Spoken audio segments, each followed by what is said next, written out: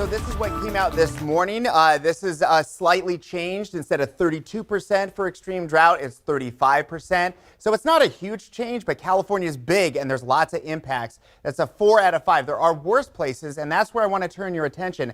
There's lots of big western states, Nevada, Utah, Arizona, New Mexico, Colorado, that have a much larger area of the top level drought. So while we're dealing with high pressure, highs in the 70s, issues with bugs, issues with pollen and allergies, you go over and we're looking at early major fire conditions for huge western states. So this is areas that have today a red flag warning. So that gives you a preview. If we're a much worse stage of drought, you could start to see that stuff early with strong levels of wind. Now what we're going to see today is not strong levels of wind. Today it's going to be breezy. Tomorrow it's going to come up a little bit. So we're taking a backseat to the wind today. That means more bug activity. We're going to look at lower pollen counts, and you're going to feel more of the heat that we're going to see later on today.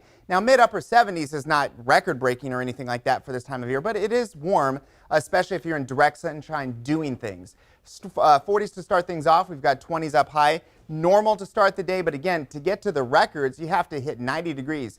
April is a month where you see huge variations in the weather. It could be cold, close to freezing. It could be hot. You could still be looking at major rainstorms with lots of rain and snow, but we're away from all of that. Because of high pressure, the weather has settled into a warm and dry forecast for a while. In fact, I don't see any rain, not only for the rest of this week, I mean, it's today and tomorrow, but this upcoming weekend, highs in the 80s, and then going into next week, I don't see anything at all. If anything, warmer temperatures. For the foothills, we've got 60s and 70s.